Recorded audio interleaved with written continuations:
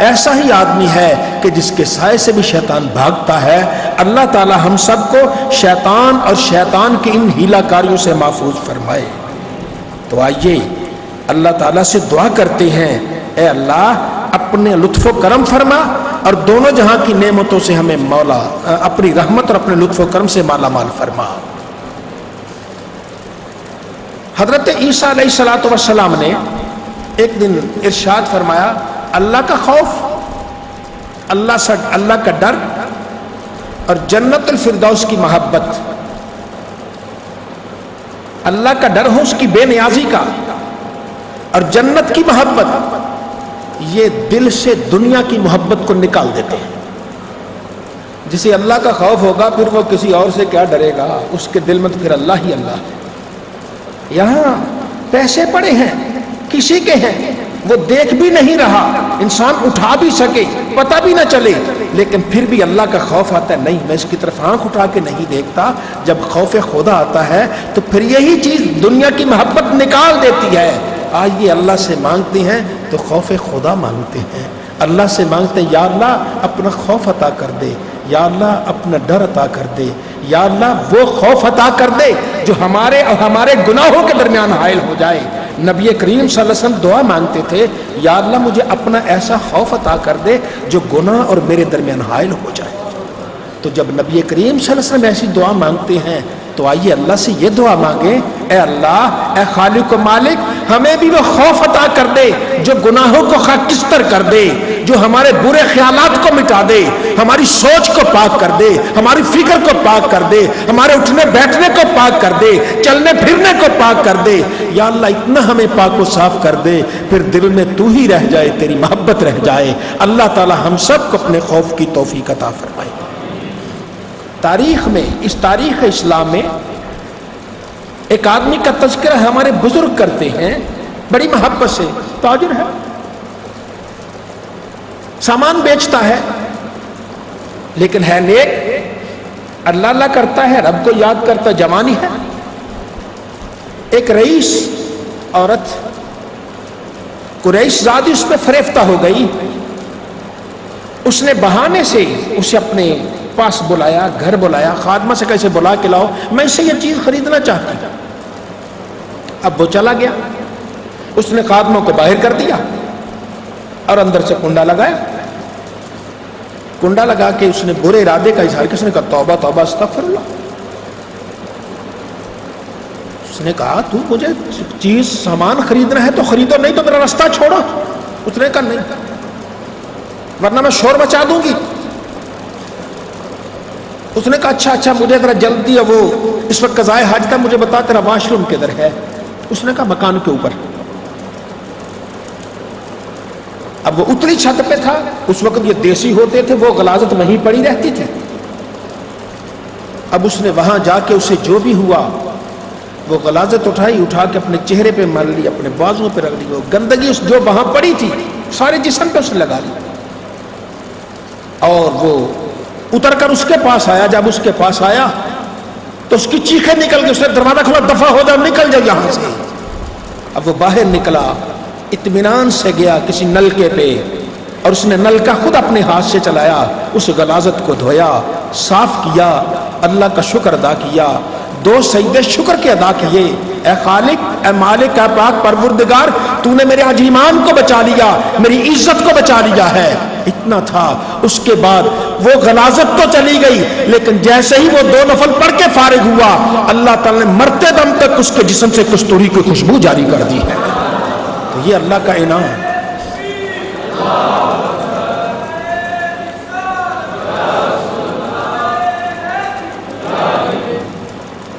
آئیے اللہ سے یہی دعا مانگتے ہیں، اللہ اپنا خوف عطا کر دے، گناہوں سے بچا دے۔ وہ نیکی بہت بڑی سعادت ہے، لیکن گناہ تو بہت بڑا جرم ہے۔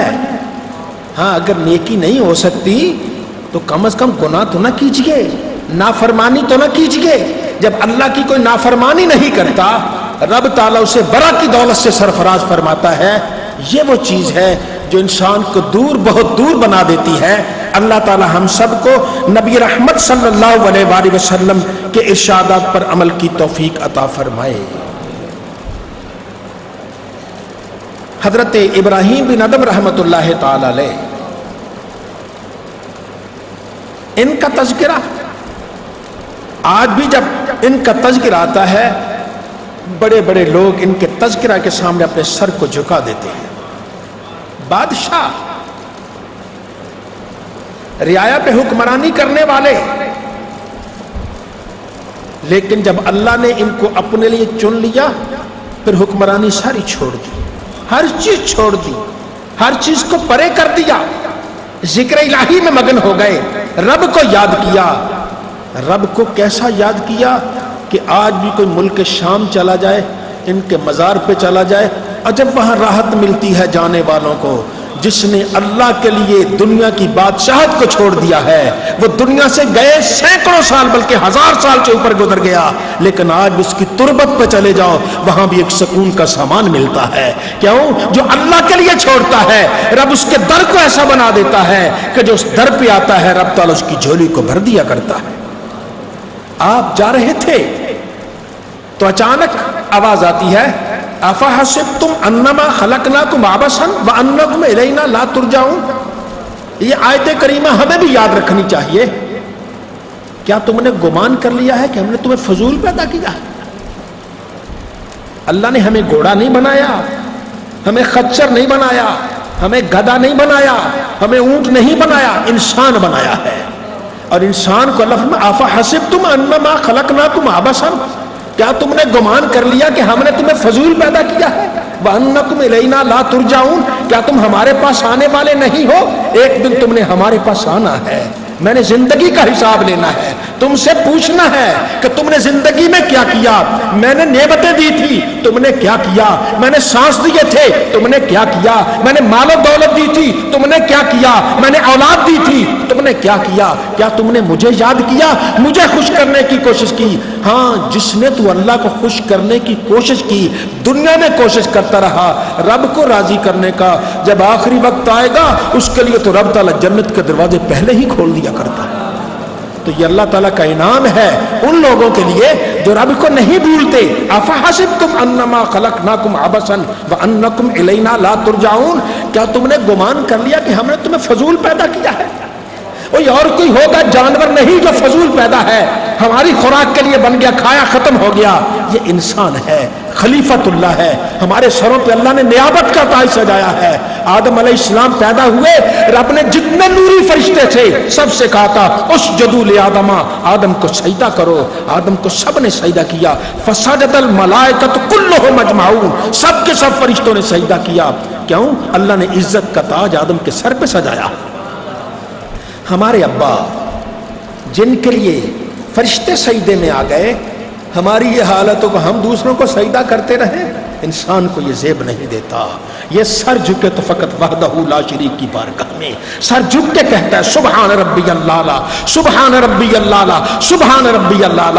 اور کسی کا کوئی بڑا ہوگا، ایک بادشاہ ہوگا، وہ اس پہ اتراتا ہے، کسی کا بڑا کوئی دولت والا ہو وہ اس پہ اتراتا ہے۔ کبھی غور نہیں کیا ہمارے بڑے کون ہیں، ہمارے ابا کون ہیں، کہ جن کے لیے اللہ نے سب فرشتوں سے کہا تھا اسجدوا لآدم، آدم کو سجدہ کر دو، سب کے سب نے سجدہ کیا الا ابلیس، ابلیس نے سجدہ نہ کیا۔ رب نے کہا فاخرج منہا فانک رجیم، نکل جاؤ میرے دربار سے، تم دھتکارے ہوئے ہو، تم پر لعنت کا طوق ہے اور قیامت تک تم پہ پھٹکار پڑتی رہے گی۔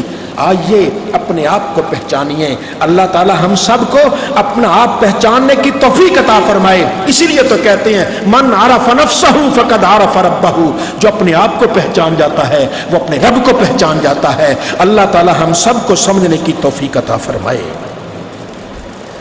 تو یہ حضرت ابراہیم بن ادم رحمت اللہ تعالی علیہ سلطنت کو خیر بات کہہ گئے، بادشاہت کو چھوڑ گئے۔ آج تو دنیا کی ذرا سرا کی حکمرانی کے لیے لوگ ایک دوسرے کو مرنے مارنے پہ آ جاتے ہیں، لیکن وہ درویش، وہ کیسا حکمران کہ سب کچھ چھوڑ جاتا ہے اور اللہ رب العزت کی نعمتوں میں آ جاتا ہے۔ پھر ایک دن حضرت خواجہ اپنے کسی ہم نشین سے بیٹھے ہوئے تھے، باتیں کر رہے تھے، اللہ اللہ کر رہے تھے۔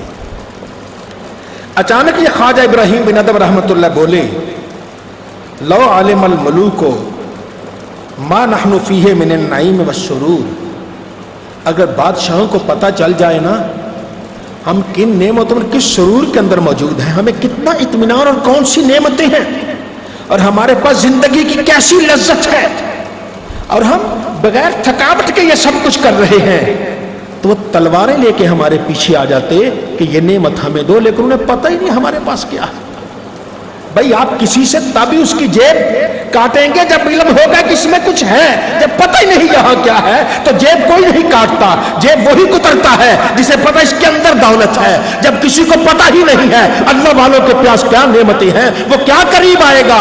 ہاں اللہ والے ہیں اپنے رب کی بارگاہ میں جھک جاتے ہیں، سر جھکاتے ہیں، سبحان ربی اللہ، سبحان ربی اللہ، سبحان ربی اللہ کرتے ہیں۔ جب اللہ اس ایسی نعمت دیتا ہے پھر دنیا کی نعمتیں ان کی جھولی میں آ جایا کرتی۔ ہمارے اسلاف میں ایک بزرگ اللہ والے، اللہ تعالیٰ کون کون سی نعمتیں انہیں دیتا ہے۔ ایک دن ان کے کسی ارادت مند نے سنا کہ حفظ قرآن کی بڑی فضیلت ہے، حافظ قرآن کو قیامت کے دن تاج کیا اس کے ماں باپ کو تاج پہنایا جائے گا، اور ایسا تاج ہوگا کہ پورا میدان حشر جگمگ جگمگ کر رہا ہوگا۔ اس کے دل میں خیال آیا، عرض کی حضرت میں حفظ کرنا چاہتا ہوں، تو میں کرو کوشش کرو، ہوتا نہیں، اب میں عمر میری کیا ہے، وہ تو بچوں سے ہوتا ہے، شروع کر دے، اب اس عمر میں میں کیا حفظ کروں گا، کوشش کرو، شوق سے بڑا، لیکن حضرت حفظ کرنا چاہتا ہوں، حفظ کرنا چاہتا ہوں۔ ایک دن آپ کوئی خوشی میں زیادہ ہی تھے، فرمایا اچھا کل فجر کی نماز آ جانا، میرے پیچھے پڑھ لینا، دائیں طرف میرے کھڑے ہونا۔ امام ایسے کھڑا تھا، یہ طرف دائیں اور یہ بائیں ہو گیا، تم اس دائیں طرف میرے کھڑے ہونا۔ ٹھیک ہے حضرت، وہ نماز آپ نے پڑھائی، نماز پڑھانے کے بعد وہ دائیں طرف کھڑا ہو گیا، نماز پڑھتا رہا، آپ نے السلام علیکم ورحمۃ اللہ ادھر پھیرا تو یہ ادھر جتنے لوگ تھے سب کو حافظ قرآن بنا دیا، ادھر تھے ان کو ناظرہ قرآن سکھا دیا۔ تو یہ ہے اللہ والے ہیں جن کے پاس نعمتیں ہیں، ہمارے پاس نہ نعمتیں لینے کا اسلوب ہے، نہ ہمارے پاس وہ اخلاص ہے، ہم صرف اور ڈھنگ سنگ سے باتیں کرتے ہیں لیکن اللہ والے کی قدر نہیں کرتے۔ ہاں جن کے پاس اللہ والے ہوا کرتے ہیں جب ان کی قدر کرتے ہیں وہ ایک نظر ڈالتی ہیں، پھر ان کی کیا نسلیں تک سنور جایا کرتی ہیں۔ اللہ تعالی ہم سب کو نبی رحمت صلی اللہ علیہ وسلم کے طریقے پر چلنے کی توفیق عطا فرمائے۔ یہی حضرت خواجہ ابراہیم بن ادم رحمت اللہ تعالی علیہ، ایک دن آپ کا ایک ساتھی تھا، وہ پاس تھا، تو کہنے لگا حضرت یہ صاحب تکوین کیا ہوتا ہے؟ بزرگان دین کا سنا ہے صاحب تکوین ہوتا ہے۔ بھئی کون کہہ دیا تو ہوگا، کون تو اللہ تعالیٰ کی صفت ہے کہنا، یہ کیا ہوتا ہے؟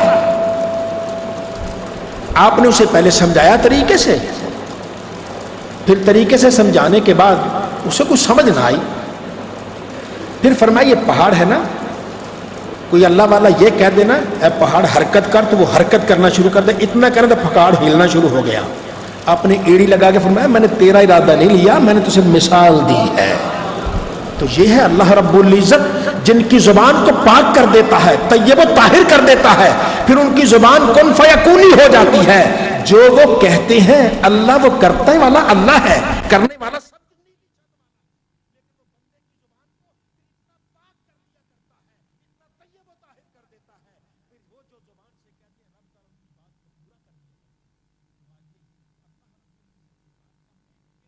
کرتے ہیں، اس کا عاجز بندہ بنتے ہیں، اس کی بارگاہ میں رو رو کے دعائیں مانگتے ہیں۔ رات کا آخری پہر کس لیے ہے؟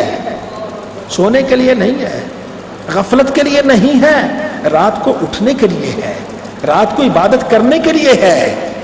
حضرت عبداللہ ابن عمر رضی اللہ تعالیٰ عنہ آپ نے ایک دن خواب دیکھی، خواب دیکھتے دیکھتے وہ گیا جہنم کی طرف، جہنم کا نہیں ہے، جہنم کا نہیں ہے جنتی ہے، یہ جہنم کا نہیں ہے جنتی ہے، ایسے کو خواب اپنے تفصیلی دیکھی۔ سو آپ نے حضرت اپنی ہمشیرہ سے عرض کر دی، انہوں نے حضور نبی کریم صلی اللہ علیہ وسلم سے عرض کر دی یا رسول اللہ ایسے عبداللہ ابن عمر کو خواب آیا۔ آپ نے فرمایا अभी उम्र उनकी थोड़ी है, छोटे हैं। फरमाया अब्दुल्ला है तो बहुत अच्छा आदमी, पर काश तहज्जुद भी पढ़ लिया करे। हजरत अब्दुल्ला इब्न उमर को जब बात पहुंची, वो दिन गया जिंदगी के आखिरी लम्हे तक उनकी कभी तहज्जुद कज़ा नहीं हुई। तो जब इंसान इस दर्जा पक्का हो जाता है, पुख्ता हो जाता है, फिर अल्लाह ताला की रहमतें और रब ताला की बरकतें नाज़िल हुआ करती हैं। यही अब्दुल्ला इब्न उमर रज़ियल्लाहु ताला अन्हु जो इस दर्जा ज़िक्र इलाही में पुख्ता थे, एक दिन जा रहे थे, लोग आगे खड़े हो गए, पर मैं जा नहीं रही। हजरत वो सामने शेर खड़ा है, दरिंदा खड़ा है, और वो रास्ते पे आके खड़ा हो गया। तो जब कौन जाए, वो तो आगे है, हमला कर देगा, मार देगा। तो मैं ठहरो, गए, उसको कान से पकड़ के कहा तुझे रब ने यहां आने का हुक्म नहीं दिया, जाओ जंगलों में जाके चलते फिरो। तो ये है जब वो अल्लाह के बन जाते हैं, अल्लाह ताला फिर उनके हाथ में, उनकी जुबान में ये बरकत रख देता है कि जैसे वो अपने हाथों को उठाते हैं, रब ताला तकदीरें बदल देता है।